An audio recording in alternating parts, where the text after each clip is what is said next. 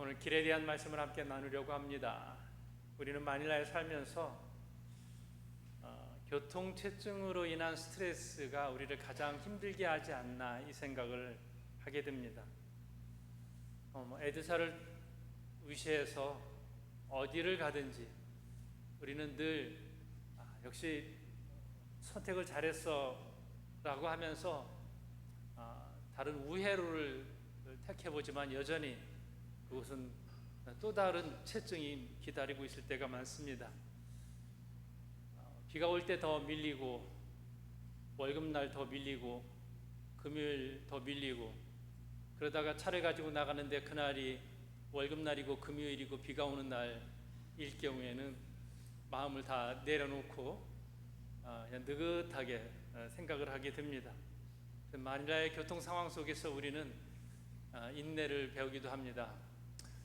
우리가 참을성이 좀 많이 늘어나게 되고 인내력이 이제 커지게 된 것은 마닐라의 교통 상황을 잘 지금까지 견뎌왔기 때문이 아닌가 이렇게 생각을 해보게 됩니다. 분명 공사는 계속 하는데 공사하는 것보다 차량 늘어나는 것이 훨씬 더 빠른 것 같습니다. 필리핀 정부에서 정책적으로 빌드 이렇게 해서 슬로건을 내걸고 기반시설 확충을 위해서 노력을 하는데 여전히 길은 먼 것 같습니다. 교통체증으로 인해서 한 해 일어나는 경제적 손실이 37억 달러쯤 된다고 해요. 잘 모르시는군요. 우리나라 돈으로 하면 5조 5천억쯤 됩니다. 안 그럴 것 같은데 그 이상이 아닐까 싶습니다. GDP의 2%에서 3% 정도 된다고 합니다. 우리는 길이 굉장히 불편한 세상에서 살고 있습니다. 2000년 전 예수님 당시의 길은 지금 생각해도 굉장히 놀라울 정도로 잘 정비가 되어 있었습니다. 2000년 전 로마는 역사상 가장 놀라울 정도로 도로 네트워크를 건설했습니다. 꼬불꼬불한 도로를 반드시 직선으로 만들고 산을 뚫고 계곡을 메우면서 로마 전역을 하나로 연결했습니다. 이 위대한 도로를 통해서 황제의 군대가 빠르게 이동했고 상인들이 물자를 운반했으며 소식이 전달됐습니다. 로마 전역에 뚫려진 이 길, 총 길이가 약 8만 킬로 정도 된다고 합니다. 그리고 그 길의 일부는 지금까지도 잘 사용되고 있습니다. 이런 시대적 배경에서 세례 요한이 길에 대한 선포를 하고 있습니다. 길을 준비하라. 길을 곧게 하라. 오늘 4절의 말씀에 이렇게 선포합니다. 광야에서 외치는 자의 소리가 있어 이르되 너희는 주의 길을 준비하라. 그의 길을 곧게 하라. 이것은 단순히 도로를 정비하라는 외침이 아니라 메시아를 맞이할 영적 준비를 하라는 외침입니다.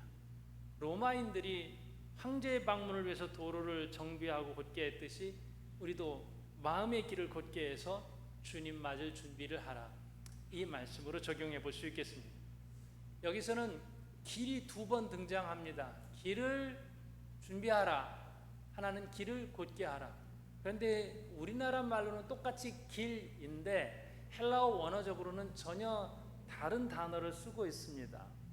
앞에서 나와 있는 길을 준비하라에서 길은 포도스라고 하는 헬라어를 사용하는데 이것은 어떤 목적지를 가기 위해서 어떤 길을 이용하는 경우 사용하기도 했고요. 어떤 것에 도달하기 위해서 그것을 이루는 수단과 방법, 절차, 살아가는 방식, 삶의 양식 이런 것을 호도스라고 하는 길로 표현을 합니다. 그래서 우리가 길 할 때 선한 사람의 길, 악한 사람의 길 이때도 길이에요. 그런데 이건 길이 그냥 어떤 도로적인 의미보다는 사람이 살아가는 삶의 양식 그게 길이에요. 어떤 길로 갈 것이냐 라고 하는 것입니다. 메시아가 우리에게 오도록 어떤 우리가 공동체적으로 우리의 삶의 방식들을 잘 준비하고 살아가야 한다는 의미를 담고 있습니다. 그런가 하면 길을 곧게 하라라고 하는 이 길은 트리보스라고 하는 단어를 사용합니다. 이것은 원래 길이 아니었는데 이 밟아서 다져진 길, 만들어진 길, 잘 알고 있는 길, 이런 의미입니다. 그래서 이 길은 개인적으로 친밀하고 유익하고 편리한 그런 길을 트리보스라 이렇게 말합니다. 길을 곧게 한다. 이 트리보스가 원래 이사야 40장에서 가져온 표현이에요. 오늘 세례 요한의 이 외침은 이사야 40장에 이미 선포된 그런 말씀입니다. 그런데 이 트리보스가 이사야서에서는 어떻게 쓰이냐면 하이웨이라고 쓰입니다. 킹제임스 버전을 이렇게 보면은요, 영어로 그렇게 나와 있습니다. Make street in the desert a highway for our God. 그러니까 사막에 반듯한 길을 낼 때 쓰는 말이 트리보스예요. 하이웨이예요. 하나님의 고속도로가 바로 이 말입니다. 그래서 마치 예전에 이 도로가 전차가 달리고 군인들이 행진하고 말을 타고 자유롭게 지나가는 그 길인 것처럼 곧게 준비하라 하는 이 의미가 이 안에 있습니다. 원래 이 구절이 바벨론 포로 생활을 끝내고 기쁜 마음으로 유대 땅 고국으로 돌아오는 이스라엘 백성들에게 하나님께서 주실 어떤 구원과 구속을 상징적으로 묘사합니다. 바벨론 땅을 떠나서 고국 이스라엘로 오는 데에 사막이 있습니다. 광야가 있습니다. 시리아 광야예요.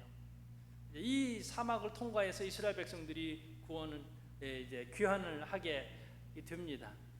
그래서 이 길을 하나님께서 열어주시고 닦아주시고 그래서 이제 고국으로 돌아오게 된다라고 하는 선언적 의미가 여기에 있습니다. 그리고 이 길을 곧게 하라라고 하는 외침은 사람을 상징하기도 합니다. 세례 요한이 예수님께서 오시기 전에 세례 요한이 와서 예수님 잘 오실 수 있도록 길을 닦는 것이죠. 그 길이 뭐냐면 회개의 선포예요. 사람들의 마음, 완악한 마음, 강팍한 마음들 앞에 회개를 선포합니다. 어떻게 그런 마음 가지고 예수님을 메시아를 맞이할 수 있겠냐? 그 마음들을 정배하고 꾸불꾸불한 것들 바로 펴고 하는 세례 요한의 외침, 이것을 길이다 외치는 자의 소리로 표현을 하고 있습니다. 그러려면 회개가 선행이 되어야 되겠죠. 이사야 59장 1절의 말씀과 연결이 됩니다. 여호와의 손이 짧아 구원하지 못하심도 아니고 귀가 둔하여 듣지 못하심도 아니라 오직 너희 죄악이 너희와 너희 하나님 사이를 갈라놓았고 너희 죄가 그의 얼굴을 가리어서 너희에게서 듣지 않으시게 함이니라. 그러니까 길을 낸다라고 하는 것은 죄악된 길을 돌이켜서 회개하는 것을 말씀합니다. 그런가 하면 우리 하나님 길 내시는 하나님이에요.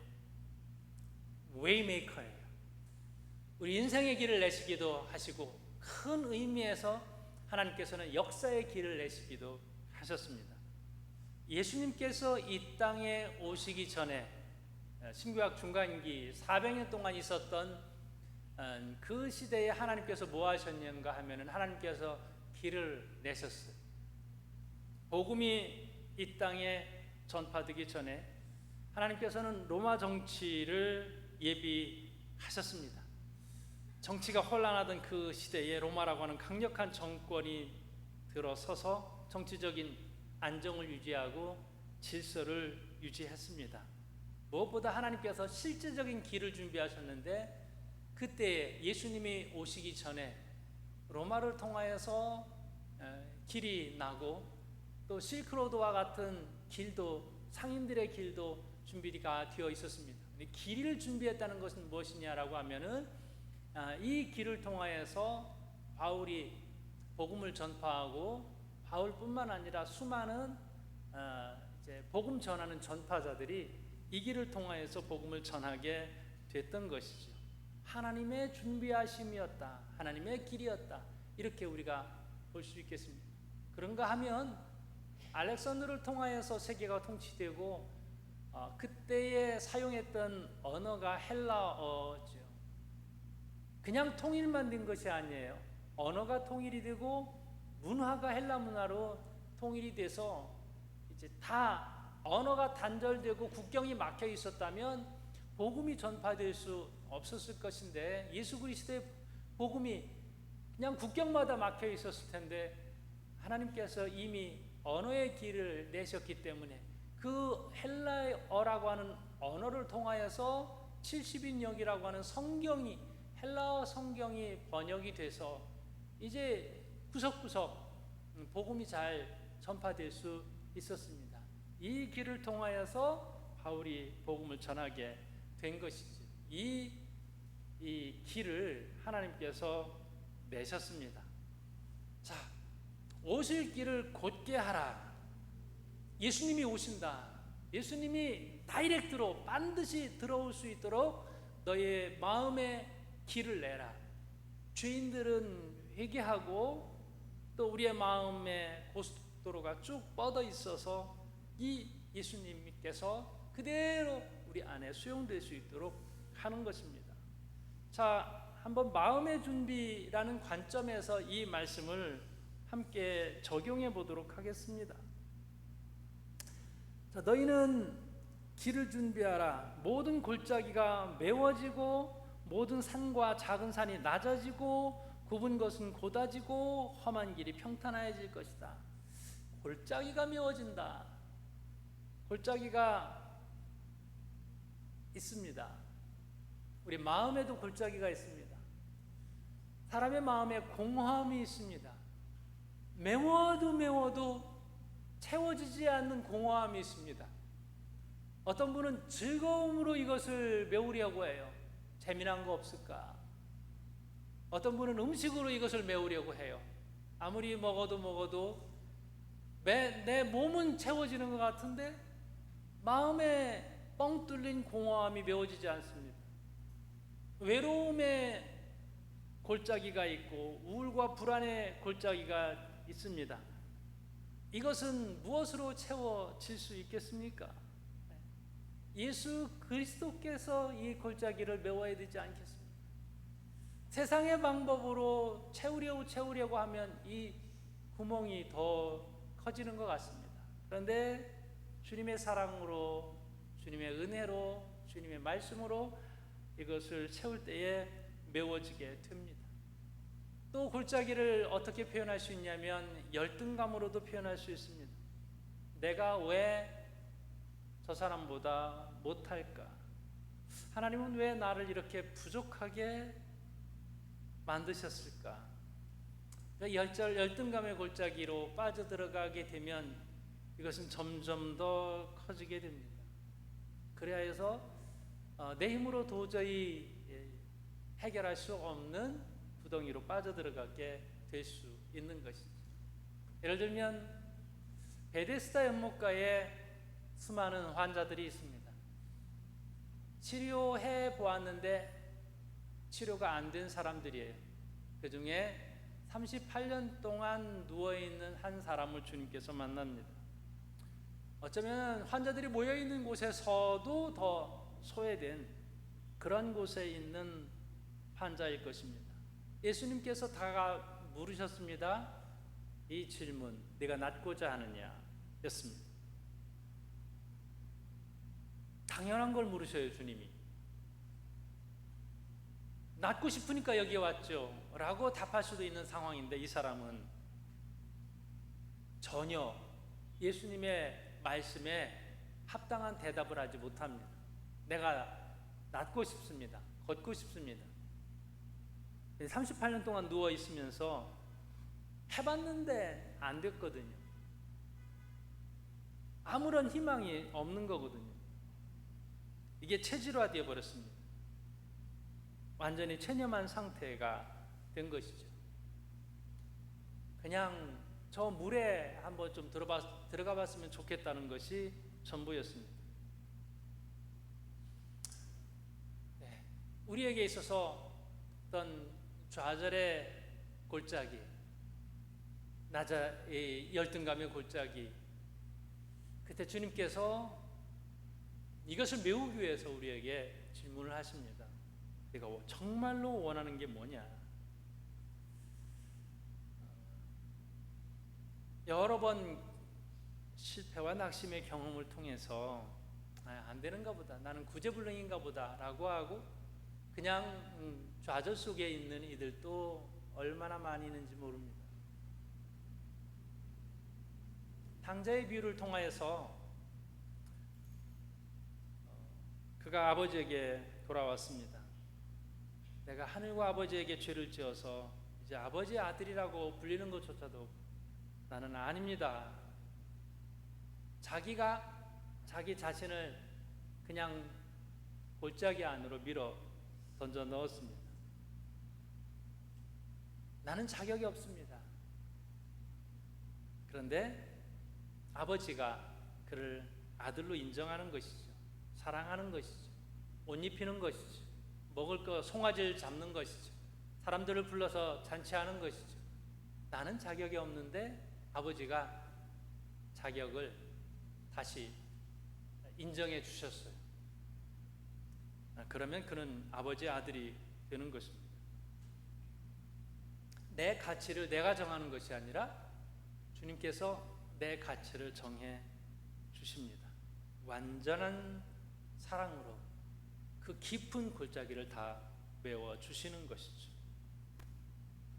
주님의 사랑을 있는 그대로 받아들이는 마음, 이것이 골짜기를 메우는 마음인 거거든요. 이게 길을 곧게 하는 것입니다. 내가 나를 골짜기 안으로 구렁텅이로 집어넣는 이 모든 것들을 스탑하고 주님께서 주시는 그 사랑을 그대로 인정하고 받아들이는 것이죠. 내 힘, 내 공로는 없는 것이잖아요. 십자가 앞에서 주님이 나를 위해서 죽으시고 주님께서 나에게 사랑으로 그 깊은 골짜기를 다 메워 주셨습니다.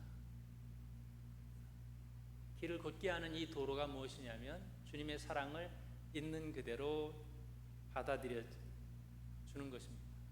굽은 길을 곧게 하라. 사람의 마음 가운데에 삐뚤어진 마음이 있습니다. 아무리 좋게 얘기해도 꼬아서 듣는 사람이 있어요. 아무리 좋은 이야기도 부정적으로 듣는 마음이 있습니다. 왜곡해서 듣습니다. 이게 구부러진 마음이에요. 이 구부러진 마음으로 살다 보면 하나님의 말씀도 왜곡해서 들려와요.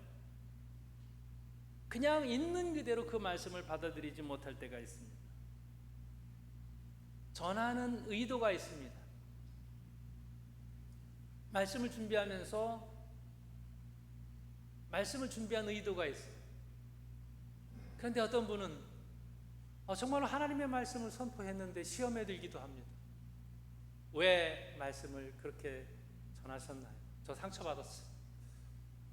똑같은 말씀에 어느 분은 어떻게 나에게 꼭 맞는 말씀을 주셔서 그 말씀에 내가 힘을 얻습니다 하기도 하고 또 시험에 들기도 합니다. 이게 왜곡된 마음, 구부러진 마음이 되는 것이죠.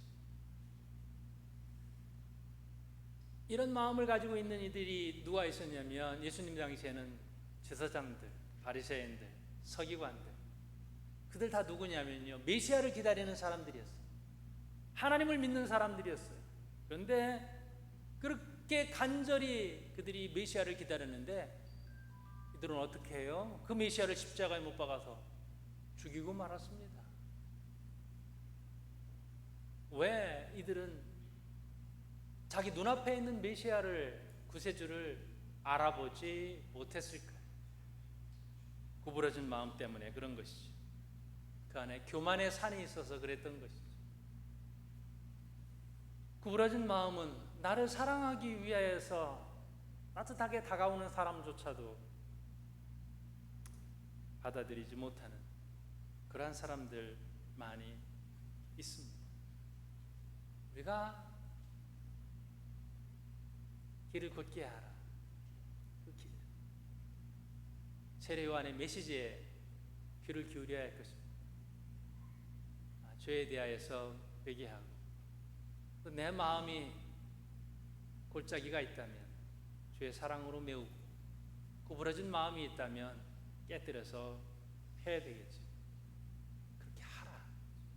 그럴 때 어떤 말씀이 나에게 온다 하더라도 아멘으로 말씀이 받아들여지고 그 말씀이 나를 행복하게 하고 나를 기쁘게 하고 나의 삶에 적용이 되고 와, 이 말씀이 나의 말씀이다 깨달아지고 그래서 나의 삶이 예수님의 말씀으로 행복하게 채워지게 되는 것입니다.